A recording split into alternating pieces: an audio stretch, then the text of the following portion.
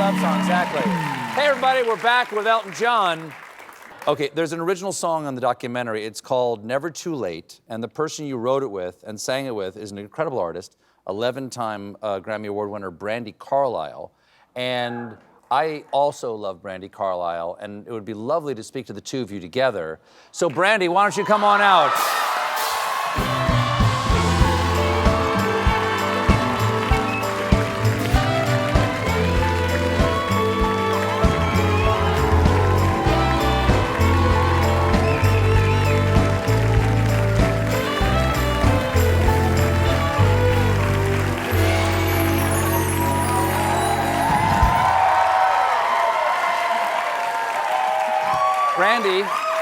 Brandi, it's so lovely to see you. How did you first come to meet Elton? How did I first come to meet Elton? Well, I wrote him a letter. I, like you, Stephen, am a massive, massive Elton John disciple from a young age, and I wrote Elton a letter when I first came to California, got a record deal, and made an album, and I asked him if he would come and play piano on one of my songs. And in true Elton fashion, he agreed to do that outrageous thing. Wow. There are a lot of people out there right now writing letters, you realize. You're about to get so many letters. But I'd heard her music, and I was doing a residency in Vegas at the time, so I asked her to come to Vegas, and I played and sang on the record. And as soon as I saw her, I became friends with her. She was like I'd known her all my life. And she's one of my best friends, with Catherine, her wife, and the kids that they have. They come and spend their summer holidays with us. They've become family. And if she hadn't written that letter, it's like if I haven't had gone and answered that advert for to songwriters and singers, I would never have met Bernie. If she hadn't have written that letter, she might not have met me. And it's been one of the greatest joys of my life to have a relationship with her. Well, it's well known that you're very supportive of young artists, songwriters, and singers. What is it about young up-and-coming people that excites you so much to reach out to them or to respond to them? Well, I do a radio program every week for Apple called Rocket Hour, and I try and play as much new music as I can. And I try to interview people that I can who are young, and it's a way of giving them some sort of promotion, because it's very difficult to get on mainstream radio, and a lot of these artists don't fit on mainstream radio, but they're making great music. So, for example, when I first heard Chappell Roan and played her God knows how long ago, I think I was the first person to play Chappell Roan, Pink Pony Club. And then I interviewed her, and then we became friends, and Alison Ponche's and the Lindas in LA. It's just it gives me the energy. These young artists have so much energy. They're so good. And if I can help them in any way get a foot on a ladder, I will help them. Well, Brandi, I'm curious.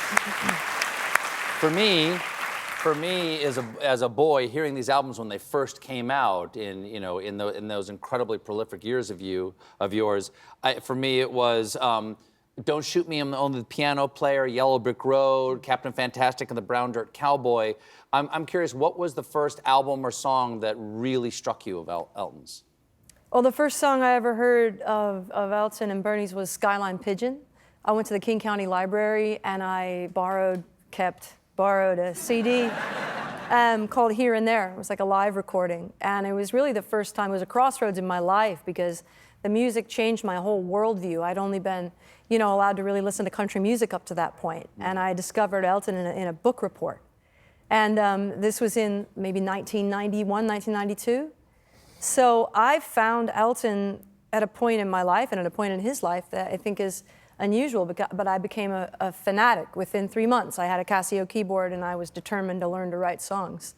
And it changed everything about my whole life. So you were Elton John for so many people who were moved by your music, and it changed their life, or it helped save their life, like mine, because you were so important to me at a terrible time in my life.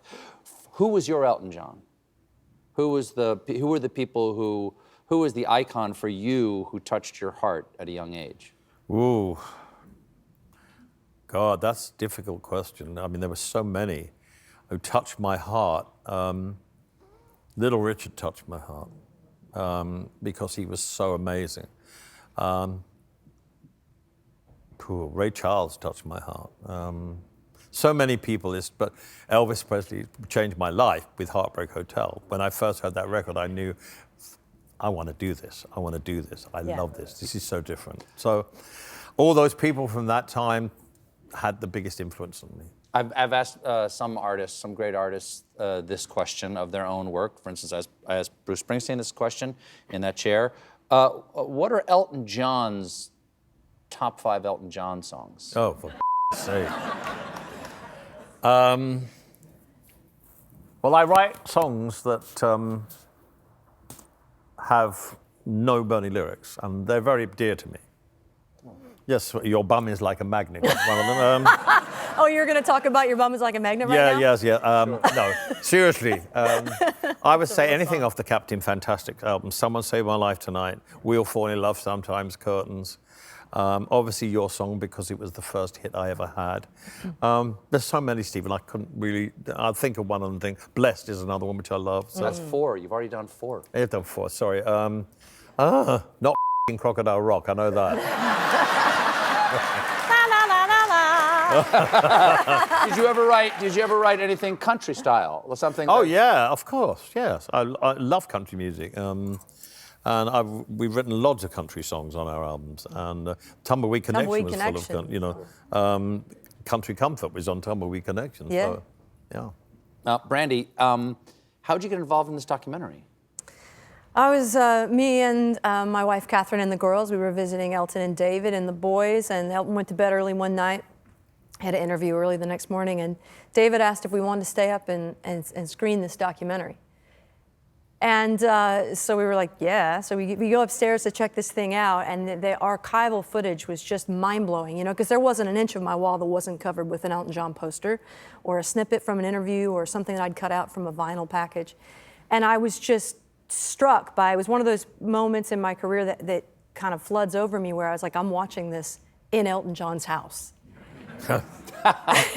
And I was so moved by it. I was so moved by his latter-day serenity that he's described out here so beautifully that I thought, I love what this documentary does because it forces Elton to sit somewhere for just a little while and reflect on the impact that he's made on the world and reflect on what he's achieved and what he's overcome. And I wanted to write a song that did that, you know. After knowing Elton for so long, what do you wish people knew about this man? Oh, there's so many things. I wish you knew the lyrics to Your Bum is Like a Magnet, because you'd understand so much more about him if you did. I wish people knew, I think you do know, but as enormous as you think his heart is, it's bigger than that.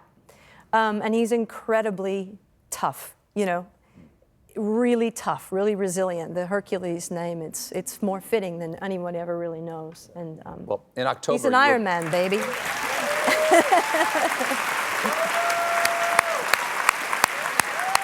We have another clip here. It's backstage at the Hollywood Bowl, where you were both there to join Joni Mitchell for her concert. And this is all of y'all doing a jam with Joni Mitchell with an Elton John song. Jim?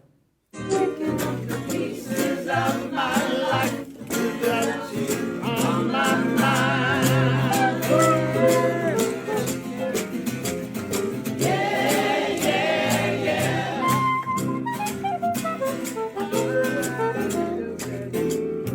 Yeah, yeah, yeah.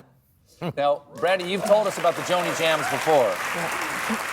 Elton, what do you love about sitting in the living room or in a room with Joni doing the jam? What does that give you? Well, just being in a room with Joni Mitchell does it for me. And you know, when Brandi started doing these Joni jams, Joni could only just play the bongos and didn't really sing much except for Summertime and Love Potion No. 9.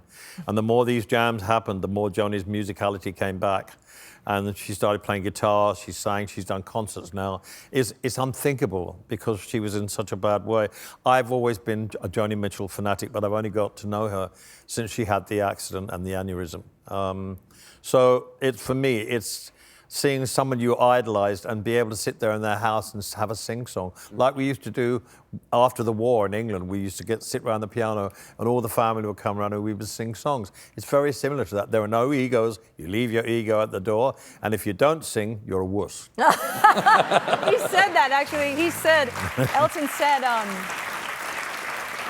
he said what he just told you now at the very first jam that he came to. He said that this is like the way it used to be with music. And then before, he didn't even miss a beat. He knew it was like time to sing. And so his version of Hold My Beer is he goes, hold my rings.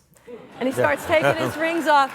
And we all knew he was going to go get on the piano. And it was just stunning. Well, Brandi, you covered Joni Mitchell's Blue so beautifully. I got a chance to see that. If there was one Elton John album that you would cover from start to finish, what would it be? That's a really hard question It's what to I answer. do. It's what I do. I have tossed around the idea of doing 3. Goodbye Yellow Brick Road because it's so diverse and so long. Captain Fantastic and the Miranda Cowboy because it's such a realized story. But I think Mad Men Across the Water would be really wild because of all the string arrangements. So you and Nate, we can decide later. Yeah. What I don't cover, you can cover, because I hear you do a hell of an Elton John cover too, don't you? Me? Yeah. I can sing the whole damn catalog. Yeah. And he can sing My Bum Is Like a Magnet too. Because my bum is like a magnet. It certainly is.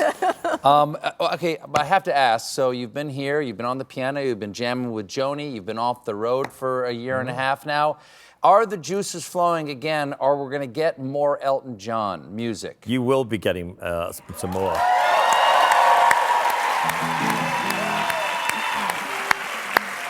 The juices have never dried up. They never want to dry up because I'm always looking to create things.